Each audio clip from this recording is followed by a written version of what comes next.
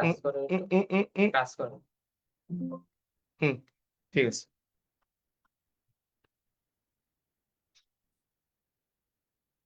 আসসালামু আলাইকুম সবাইকে। জেনেসিস বিসিএস এর পক্ষ থেকে আপনাদের সবাইকে স্বাগতম।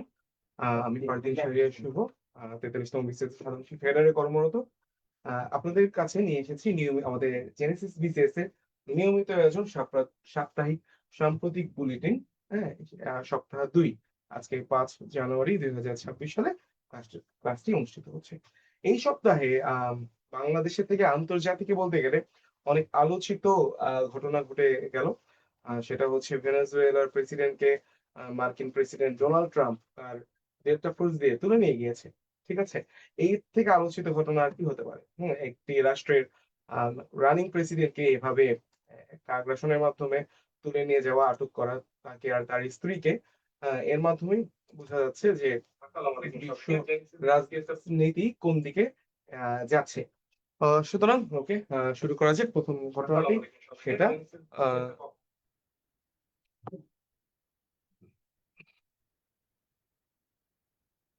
ওকে, আচ্ছা, আন্তর্জাতিক আমাদের প্রথম ঘটনা, নিকোলাস মাদুরো আটক, তেলের জন্য আগ্রাসন। ঠিক আছে, আহ, এর মাধ্যমে আমরা বুঝতে পারছি যে আগ্রাসন, আধিপত্য নিয়ে তো মাঝে মধ্যেই ক্লাস নেই, এই জিনিসগুলো কতটা বেড়ে গিয়েছে। ওকে, হ্যাঁ, প্রথমে ঘটনাটা যেভাবে ঘটলো সেটা হচ্ছে 3 জানুয়ারি 2025 সালে। 3 জানুয়ারি 2026 সালে ট্রাম্পের হঠাৎ ইচ্ছে হলো যে ভেনেজুয়েলার প্রেসিডেন্টকে তুলে নিয়ে আসবে। না, ঘটনাটা এরকম না।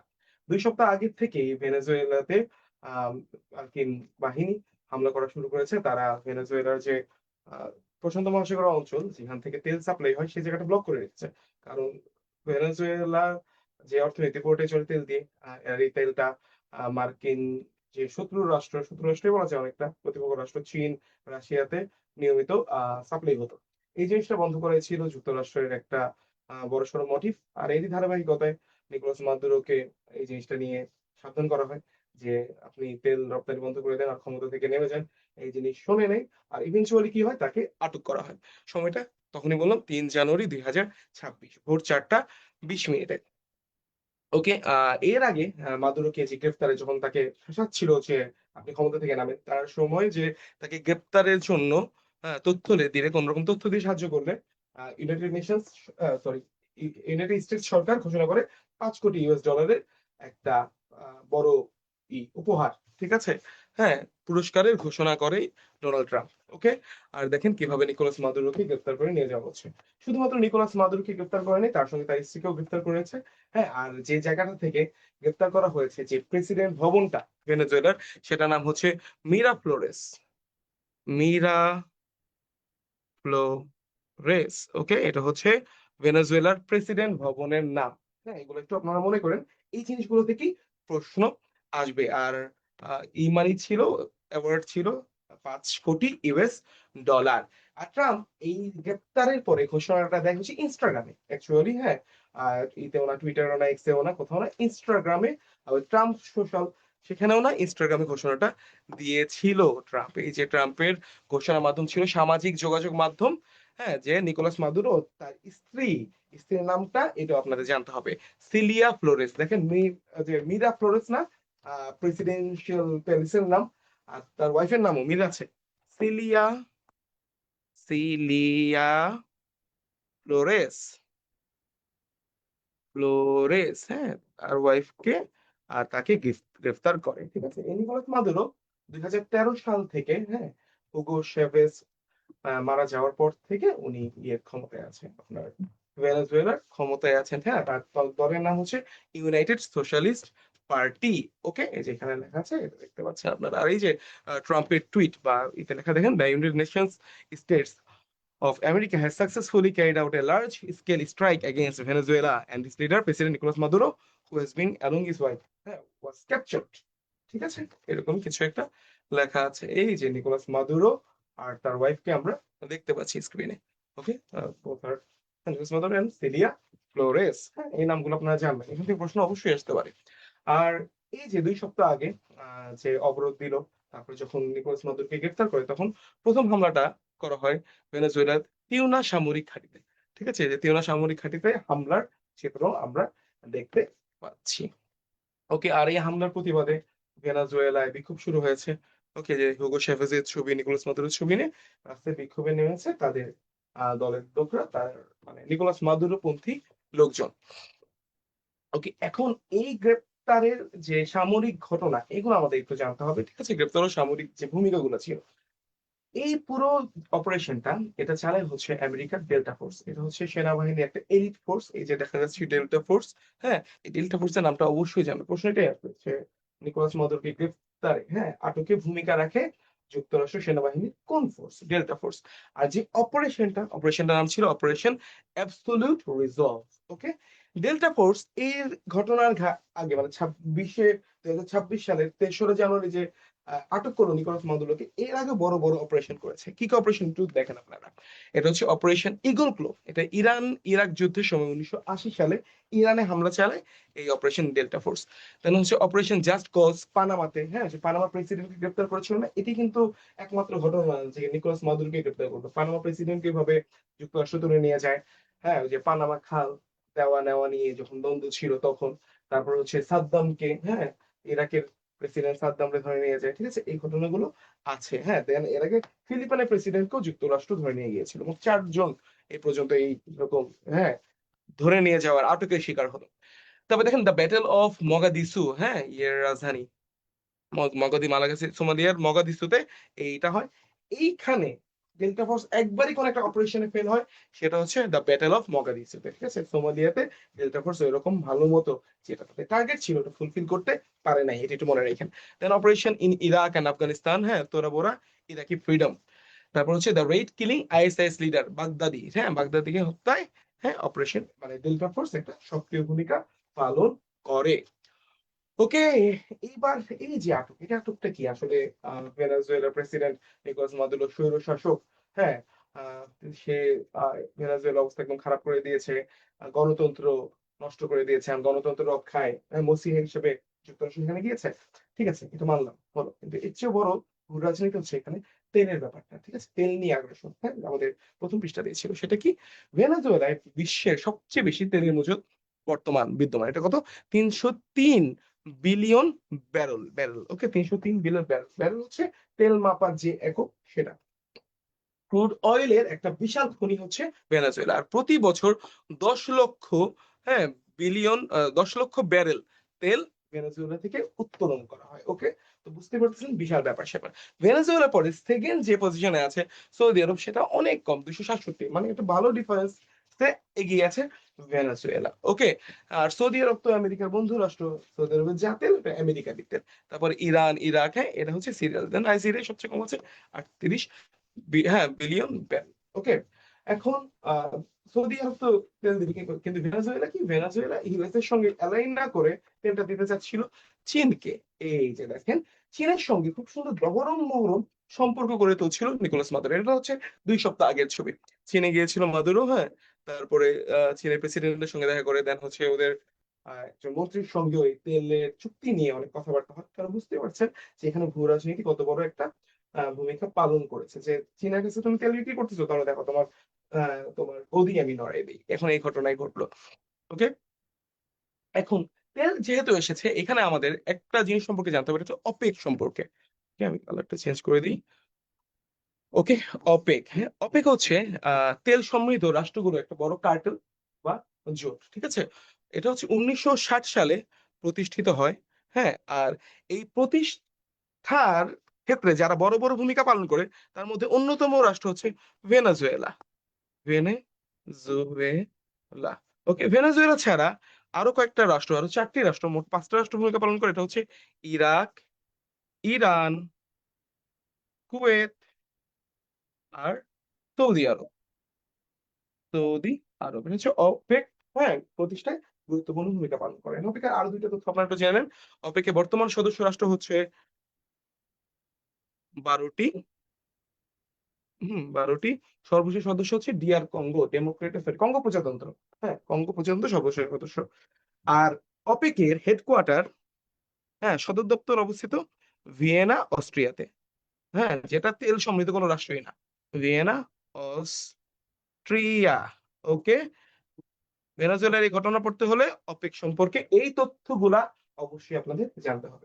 এখন যাদের বিসিএস ভাইবা আছে, হ্যাঁ, তারপরে সামনে প্রিলিমিনারি পরীক্ষা, রিটেন পরীক্ষা, এই পরীক্ষাগুলোতে এখন এই ইস্যুটা খুব একটা বার্নিং ইস্যু, গুরুত্বপূর্ণ হয়ে দাঁড়ালো। ভাইভাতে তো অবশ্যই, হ্যাঁ, এই ভেনেজুয়েলার প্রেসিডেন্টকে আটক সম্পর্কে দেন হচ্ছে অপেক সম্পর্কে আপনাকে প্রশ্ন করবেই। ওকে, ডান।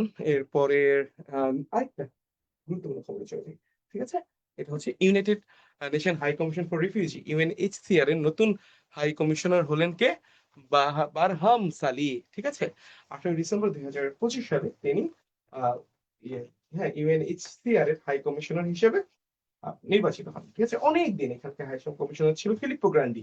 হ্যাঁ, united high commission for refugee এর হাই কমিশনার ছিল ফিলিপ্পো গ্রান্ডি প্রায় 5 বছর, 1 জানুয়ারি 2016 থেকে 31 ডিসেম্বর 2025 পর্যন্ত। হ্যাঁ, এখন 31 ডিসেম্বর 2025 শেষ, 1 জানুয়ারি 2026 চলে আসে, তখন দায়িত্ব গ্রহণ করে নিল কে? 5 বছরের জন্য আমাদের বারহাম সালি। উনি ইরাকের, হ্যাঁ, সাবেক কি প্রেসিডেন্ট ছিলেন। ঠিক আছে? এই বারহাম সালির পরিচয় এটা হচ্ছে, ওনাকে দেখা যাচ্ছে এখানে। ওকে, গুরুত্বপূর্ণ তথ্যগুলো গেলো। এখন আমরা ডাইজেস্টে চলে যাই। সাপ্তাহিক সাম্প্রতিক ডাইজেস্ট মানে একদম গুরুত্বপূর্ণ তথ্যগুলো ছোট ছোট করে। র্যাপিড সাপোর্ট ফোর্স আরএসএফ, মানে আরএসএফ টা কেন গুরুত্বপূর্ণ হলো? সুদানে কয়েকদিন আগে, হ্যাঁ, ওই অ্যাবে শহরে কত একটা বড় একটা গণহত্যার মতো হলো না, হামলা হলো না, স্বর্ণের জন্য আমরা যে রিপোর্ট দেখেছি না, ওই হামলা থেকেই এই আরএসএফ এখন গুরুত্বপূর্ণ হয়ে গেছে এই সপ্তাহে। সুদানের কি আধা সামরিক একটা বাহিনী এই আরএসএফ। ঠিক আছে? এখন এই আরএসএফ এর ঘটনাটা কি? ঠিক আছে? সুদানের উত্তর দক্ষিণ সুদানের মাঝখানে যে অ্যাবেই শহর, হ্যাঁ, সেইখানে আপনার হচ্ছে জাতিগত দ্বন্দ্ব শুরু হয়েছে। ওকে, এখন এই যে অনেক মরুকে তো জাতিগত দ্বন্দ্বের নাম দেওয়া হয়। ওকে, এখন এই দ্বন্দ্ব ছড়াতে যেই জাতিসংঘের যে শান্তিরক্ষী মিশনটা গুরুত্বপূর্ণ ভূমিকা পালন করছে, ওটার নাম হচ্ছে ইউনিসফা। ওকে, হ্যাঁ, এটার টোটাল অ্যাব্রিভিয়েশন হচ্ছে United Nation Interim Security Force of Abyei. United Nations Interim Security Force of Abyei, এ দ্বারা অ্যাবে বুঝাইছে। ওকে, হ্যাঁ, এরা এই আরএসএফ দমনে এখন গুরুত্বপূর্ণ ভূমিকা পালন করছে গণহত্যা ঠেকানোর জন্য। ওকে, দ্বিতীয় তথ্যটি হচ্ছে 2026 সালে বিশ্বকাপ ফুটবলের ফাইনাল অনুষ্ঠিত হবে মেটলাইফ স্টেডিয়ামে। স্টেডিয়ামটার নামটা মনে রাখেন, হ্যাঁ, নিউ জার্সি আর নিউ ইয়র্কের মাঝখানে অবস্থিত মেটলাইফ স্টেডিয়াম। ওকে, মেসি এখানে এমএলএস এর ম্যাচ খেলতে যায় মাঝে মধ্যে। 2026 সালে ওয়ার্ল্ড বুক ক্যাপিটাল হচ্ছে রাবাত, মরক্কো। মরক্কোর, হ্যাঁ, রাবাতকে ওয়ার্ল্ড বুক ক্যাপিটাল হিসেবে ঘোষণা করা হয়েছে, মরক্কোর রাজধানীকে। দেন হচ্ছে 1 জানুয়ারি 2026 ইউরোপিয়ান ইউনিয়নের, হ্যাঁ, ইউরো মুদ্রা চালু করা দেশটির নাম হচ্ছে বুলগেরিয়া। 21তম রাষ্ট্র হিসেবে বুলগেরিয়া 1 জানুয়ারি 2026 সালে ইউরো মুদ্রা চালু করে। আর এখানে যে প্রশ্নটা করবে, যদি একটু ঘুরে যেতে প্রশ্নটা, সেটা হচ্ছে বুলগেরিয়ার আগের, ইউরো চালু হওয়ার আগের মুদ্রার নাম কি? এটা হচ্ছে লেভ। এখানে লেভ হচ্ছে বুলগেরিয়ার পূর্বের মুদ্রার নাম। ওকে, আর 1 জানুয়ারি থেকে তারা ইউরোতে চলে গেল। দেন 1 জানুয়ারি 2026 G7 এর চেয়ারম্যানের দায়িত্ব গ্রহণ করেন ফ্রান্সের প্রেসিডেন্ট ইমানুয়েল ম্যাখো। হ্যাঁ, ইমানুয়েল ম্যাখো কি করে? G7 এর দায়িত্ব গ্রহণ করেছে। দেন বিশ্বের প্রথম 1 ডোজের ডেঙ্গুর টিকা অনুমোদন দেয় হচ্ছে ব্রাজিল। ওকে, ব্রাজিল তো একটা হচ্ছে অ্যামাজোনিয়ান একটা কান্ট্রি, সেখানে প্রচুর ডেঙ্গু হয়। আর তারই প্রথম 1 ডোজের একটা টিকা আবিষ্কার করেছে, এটা নিলে আর ডেঙ্গু হবে না ইনশাআল্লাহ। দেন 16 বছর কম বয়সীদের জন্য সোশ্যাল মিডিয়া ব্যবহার করা সম্পূর্ণরূপে নিষিদ্ধ করে কে? অস্ট্রেলিয়া। ঠিক আছে? এটা খুব গুরুত্বপূর্ণ একটা তথ্য। হ্যাঁ, আপনি ফেসবুক হোক, ইনস্টাগ্রাম হোক, দেন হচ্ছে যে কোনো কিছু, হ্যাঁ, এক্স হ্যান্ডেল যাই হোক, একটাও ব্যবহার করতে পারবে না। দেন গাজা ভূখণ্ডে ইসরায়েলের দাবি করা নতুন সীমান্তের নাম হচ্ছে ইয়েলো লাইন। ইয়েলো লাইন কি? ইসরায়েলের দাবি নতুন একটা সীমান্ত লাইন। এটা অ্যাকচুয়ালি সীমান্ত লাইন, এটা একটা বাফার জোন। হ্যাঁ, বাফার জোন। ওরা তো ইচ্ছা মতো ওদের মতো করে গাজা মানে ইসরায়েলের সীমান্ত আঁকিয়ে ঝুঁকে একটা বাফার জোন তৈরি করে, সেটা নাম হচ্ছে ইয়েলো লাইন। এটা মনে রেখে এটা আসবে। এবং হিন্ডারবার্গ, অডিসিন লাইন, ব্লু লাইন, এগুলো ইম্পর্টেন্ট। এরকম ইয়েলো লাইনটা এখন বর্তমানে গুরুত্বপূর্ণ হয়ে দাঁড়িয়েছে। এবার বাংলাদেশে অত বড় বড় কোনো খবর নাই। হ্যাঁ, ছোট ছোট কিছু গুরুত্বপূর্ণ তথ্য আছে, সেটা এক নজরে আমরা সাম্প্রতিক ডাইজেস্টের মাধ্যমে দেখে নিচ্ছি। ত্রয়োদশ জাতীয় সংসদ নির্বাচন ও গণভোট, হ্যাঁ, এটা একটু এখন গুরুত্বপূর্ণ। 12 ফেব্রুয়ারি 2026, এটা আমাদের সবার মুখস্থ টুখস্থ থাকা উচিত। হ্যাঁ, দুইটা ঘটনা ঘটবে। এটা হচ্ছে ত্রয়োদশ জাতীয় নির্বাচন হবে, হ্যাঁ, সংসদ নির্বাচন, আর গণভোট অনুষ্ঠিত হবে। এই গণভোট অনুষ্ঠিত করার জন্য জাতীয় গণভোট অধ্যাদেশ 2025 জারি করা হয় 25 নভেম্বর 2025 সালে। ঠিক আছে? এই প্রশ্নটা আপনারা অবশ্যই বিসিএস এ বা যে কোনো চাকরি পরীক্ষা দেবে যেতে পারেন, যে গণভোট অধ্যাদেশ নতুন করে জারি করা হয়েছে কবে?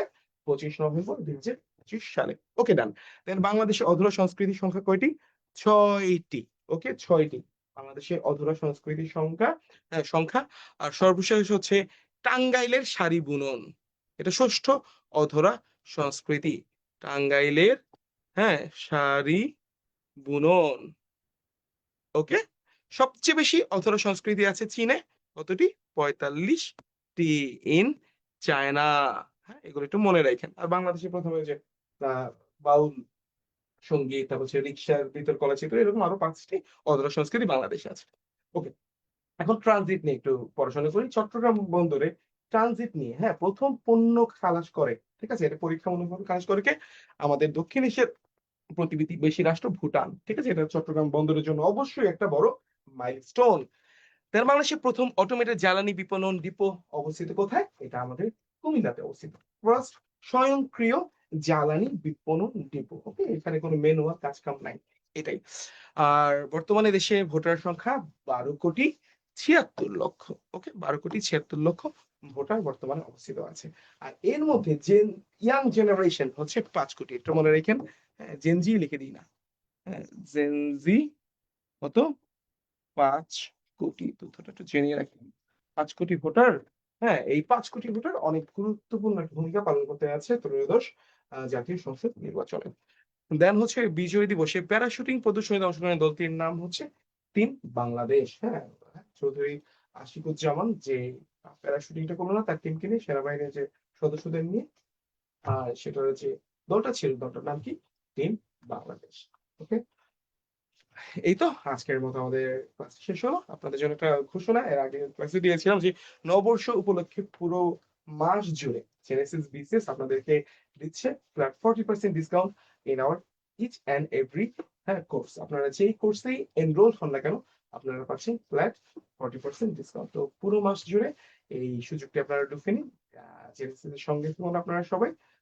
সবাই ভালো থাকবেন, সুস্থ থাকবেন। আসসালামু আলাইকুম। কিছুক্ষণ পরেই আরেকটা লাইভ অনুষ্ঠিত হবে, সেটা হচ্ছে আমাদের বিসিএস 51তম বিসিএস কম্বাইন্ড ব্যাচের ওকে মাস্টার ক্লাস। বাংলার উপর ক্লাস নেবেন আমাদের বাংলার সিনিয়র মেন্টর সুজন স্যার। ক্লাসটি করার জন্য সবাইকে অনুরোধ করা গেল। সবাই ভালো থাকুন, সুস্থ থাকুন। আসসালামু আলাইকুম।